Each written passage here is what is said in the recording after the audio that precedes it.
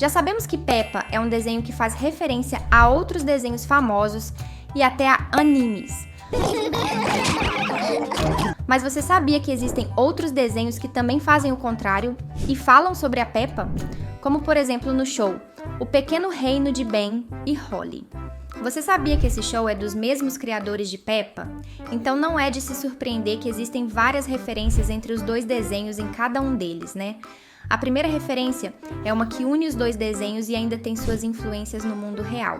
No desenho de Ben e Holly tem um personagem recorrente e muito querido pelos fãs, que é o Pirata Barba Ruiva. Esse pirata é muito carismático e ajuda Ben, Holly e sua família a resolver vários problemas, como nesse episódio em que as crianças começam a sumir e ele entra num porão enfeitiçado e tira todos lá de dentro. Mas a conexão entre ele e Peppa está no nome de seu navio, que se chama Pedro. E no desenho da Peppa temos um personagem chamado Pedro Pônei, e o motivo do barco logo do Barba Ruiva se chamar Pedro é porque o dublador original dos dois personagens, do pirata e do Pedro, é a mesma pessoa. Mas fica o questionamento se ele é realmente um pirata de verdade, porque normalmente os navios de pirata possuem nomes femininos. Quem sabe a regra para piratas elfos seja diferente? Aproveitando que estamos falando de Ben e Holly, tem uma outra referência rápida no episódio que Holly vai finalmente atuar como fada do dente de uma humana, e podemos ver no canto do quarto uma boneca de uma porquinha muito familiar. Então pegue suas pelúcias favoritas e vamos investigar todas as referências divertidas que outros desenhos fizeram da Peppa Pig, aqui no canal Planeta Teen. O Mundo de Craig é um desenho muito legal do Cartoon Network que conta a história de um menino chamado Craig e seus dois melhores amigos, a Kelsey e o JP, em suas aventuras num mundo de fantasia em um riacho popular entre as crianças da cidade. Porém, num episódio específico que acontece dentro de casa, temos a difícil missão de Craig de derrotar seu pai no passatempo favorito deles, um jogo de luta. O pai dele é muito pro no jogo e dá um pau no Craig toda noite, que fica frustrado de ser um noob lixo porque ele não pode jogar videogame a hora que quiser. E só pode jogar uma partida com seu pai depois de fazer a lição de casa. Ele conversa com seus amigos que tentam ajudar ele a treinar, mas é pego no flagra pelo seu pai, que depois fica triste por ter perdido uma partida, depois do Craig aprender a usar seu boneco favorito no jogo. É um episódio bem massa sobre hábitos saudáveis que um pai e filho podem compartilhar, e fica mais legal ainda quando os outros dois irmãos de Craig entram na porradaria virtual e isso se torna um hobby 100% familiar.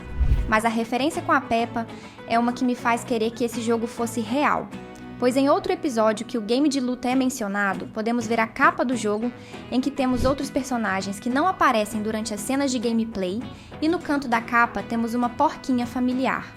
Bom, uma porcaça na verdade, porque essa versão da Peppa é super bombada e rasgada de músculos, e tem essa expressão totalmente pistola no rosto.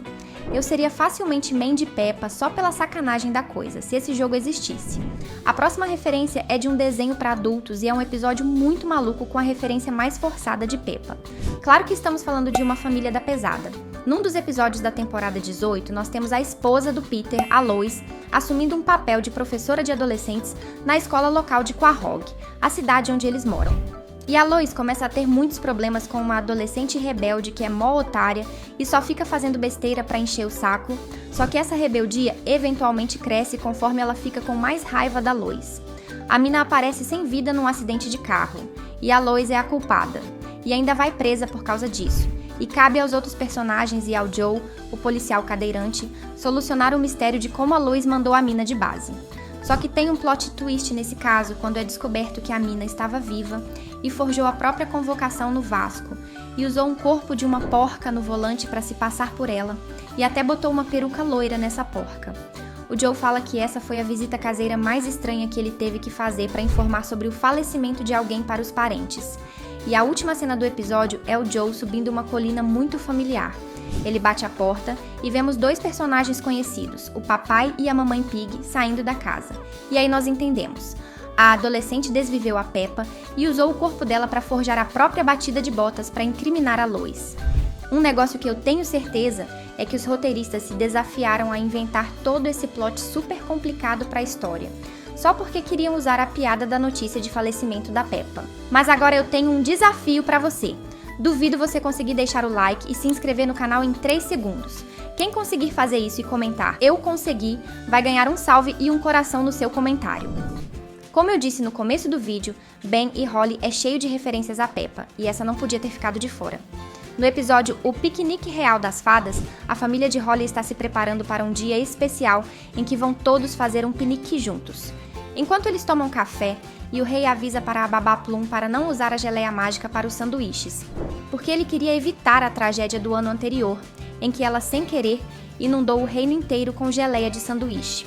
Enquanto essa discussão toda acontece, se você olhar bem nos quadros pendurados na sala de jantar, vai perceber que um deles tem uma pintura de uma casa bem familiar no topo de uma colina extremamente íngreme. É a casa de Peppa, muito sutil, né? Você teria um quadro desses na sua casa? Então digita aí embaixo #quadro pra gente saber. Essa referência é de longe a minha favorita. Frango Robô é outra série de animação adulta de comédia, e essa é conhecida por suas paródias totalmente sem filtro de várias coisas da cultura pop.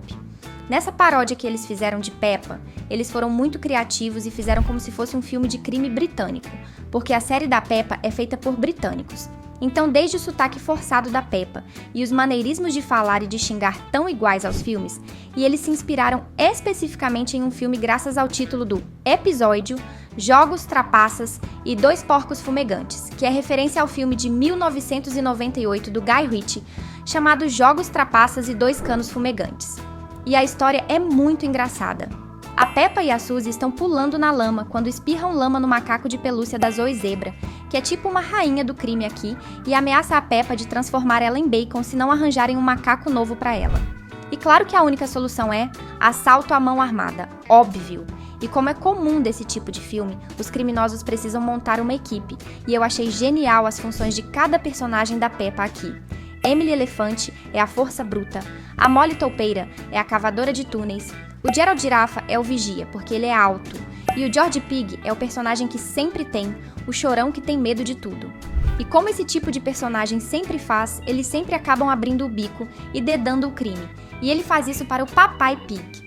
E é aí que entra o Dois Porcos Fumegantes do título, que é o motivo da Peppa ter sido presa.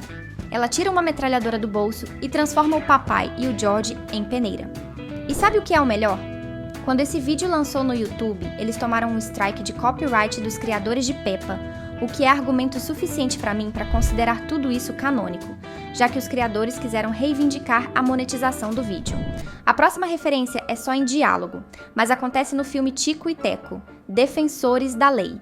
Esse filme foi aquela surpresa que ninguém viu chegando, e que deixou todo mundo de queixo no chão, crianças e adultos, do tão divertido e engraçado esse filme foi. A referência da Peppa é a informação de passado da protagonista do filme, a Ellie, que é uma detetive com problemas na carreira por causa de um erro que ela cometeu no passado. Ela diz que o sargento da polícia não confia mais nela, porque no ano anterior, quando a Peppa Pig desapareceu, ela confiou numa denúncia anônima falsa, que fez a polícia invadir o estúdio da Nick Jr. E nessa invasão da polícia, a patrulha canina estava pronta para contra-atacar, e desceu bala na polícia, e foi tão grave a ponto de um dos policiais que ela cita nunca mais poder ter filhos, porque ele tomou um tiro bem nas joias reias, se é que você me entende. A minha teoria que inventei na minha cabeça, baseado em absolutamente nada, é que a patrulha canina é uma milícia corrupta nesse mundo, que os desenhos são atores reais, e eles foram contratadas pela Peppa para fugir da Interpol depois de meter pipoco no coco do Papai Pig e do George no episódio do Frango Robô. E a referência mais sutil e mais rápida que temos em outra animação adulta é nos conterrâneos da Bluey, uma animação australiana chamada Annie Munch. Aqui a Peppa está se consultando com um médico que diz que ela tem uma condição muito rara de formação óssea que pode fazer com que ela perca a vida caso não façam uma cirurgia imediatamente. Isso é uma piada que as pessoas fazem pelo fato da Peppa ter os dois olhos do mesmo lado do rosto e o narigão esquisito saltando do meio da testa. O médico fala que ela tem que fazer essa cirurgia e a Peppa pergunta o que aconteceria se ela não sobreviver ao procedimento. E aí a cena corta para a fachada de um açougue e o narrador fala: a Peppa não sobreviveu e foi vendida para o açougue local, e graças a isso ela alimentou a cidade por várias semanas. Não sei vocês, mas por mais dark que seja isso, confesso que fiquei com uma baita fome agora. Acho que vou lá bater um rangão top com muito bacon até mais.